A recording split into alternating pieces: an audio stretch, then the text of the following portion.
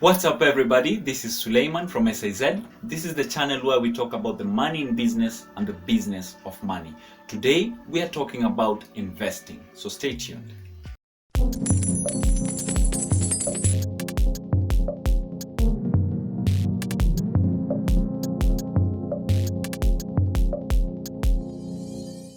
So what is investing? Well, in simple terms, investing is when you use any of your resource in order to gain value. Now, I'm saying resource because majority of us, when we hear investing, we usually just think about money. But you can invest in your time, skills, energy, as well as money. So today, for the purpose of this video, we'll only be focusing how you can invest your money. Why are we focusing on money? It's because money doesn't get tired. It can work for you 24/7 during holidays, when you're sick, and even when you're sleeping. Now, here at SIZ, we usually have two main investing strategies.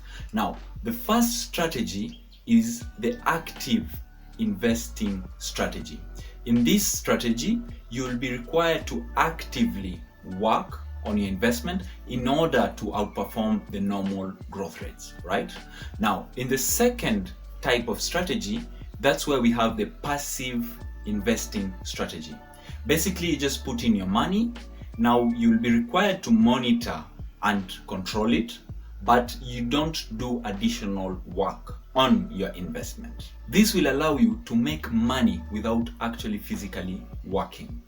Now, this is the best form of investing if you have a day job or you have a business you're running and you have additional capital that you need to invest somewhere. Let me give you an example. Let's say in your area where you reside, there is a bakery.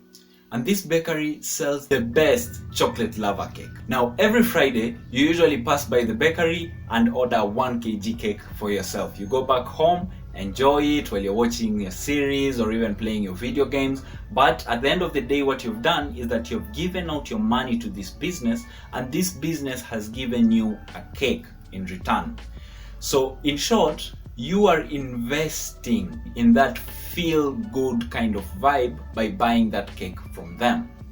So what we want to ensure that you do from now on henceforth is that instead of you going to invest in that feel-good moment, you should be investing in your future. Now, how can you do that? Basically, you can buy a portion of that company or that bakery by buying either their stocks, if you call them that, or their shares, depending on where you live. The meaning is the same, but the name is different, right? So you can buy a portion of that company. So that means that anybody in your community who goes to that shop for either services or even goods, you will be entitled to a certain portion of income based on what they pay. And normally when you buy either shares or stocks in a company, at the end of the financial year, once they have calculated their net profits, they will see how much they are supposed to give to the owners of the business. And this is what we call dividends. We'll cover that a little bit later. There are various misconceptions out there about investing. And the two main ones are that the first one, you need to be an elite in order for you to invest. The second one is that you need a lot of money in order to do so.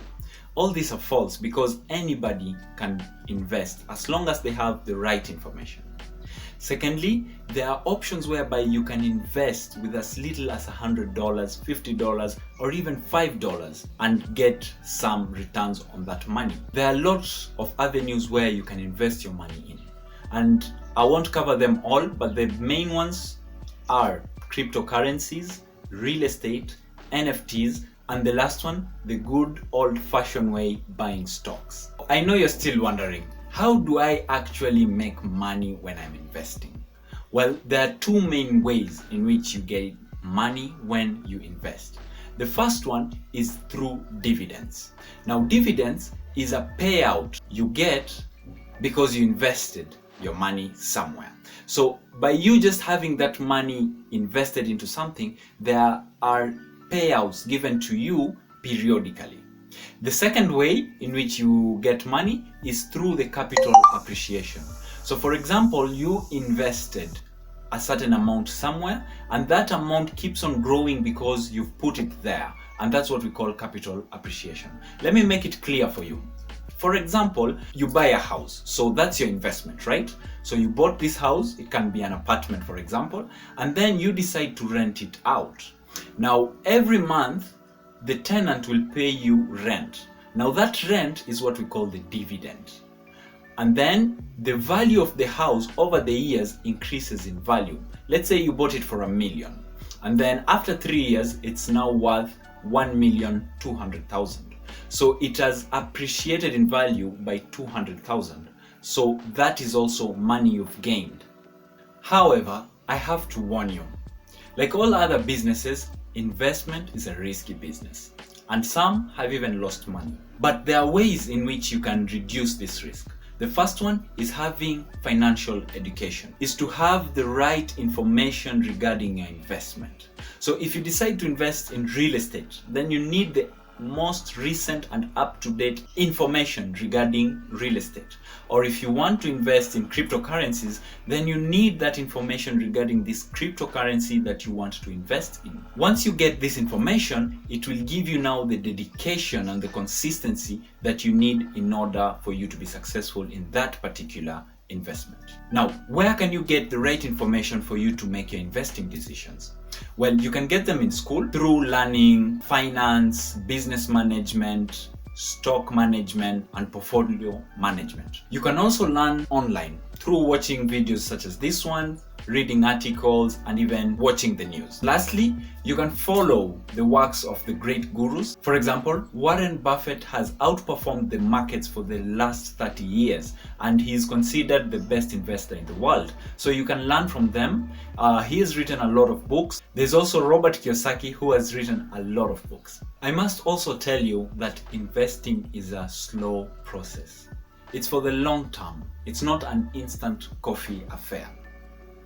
Investment also has that kind of a snowball effect, whereby when you begin with a snowball, it's small in size, and as you keep rolling it down, it starts getting bigger, attracting more snow, becoming much bigger, and in this case, attracting you even more money.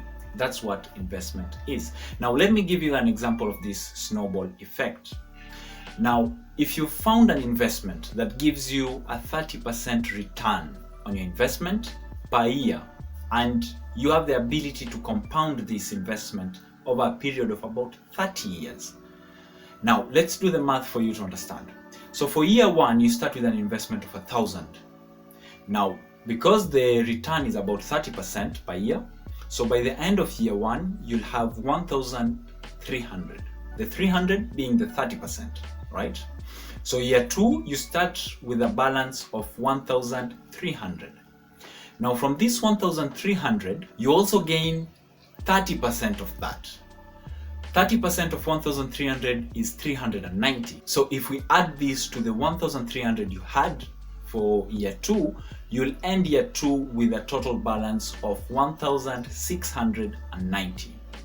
Now, if we continue the same trend, guess how much you'll have at the end of 30 years? You'll actually have 2.619995 million. That's approximately 2.7 million from your investment of 1,000 30 years ago. That should make you start thinking about investing for your future. So if you're thinking about having that retirement whereby you're financially independent, you need to start investing now. If you found this video helpful, don't forget to give us a like and subscribe if you haven't already.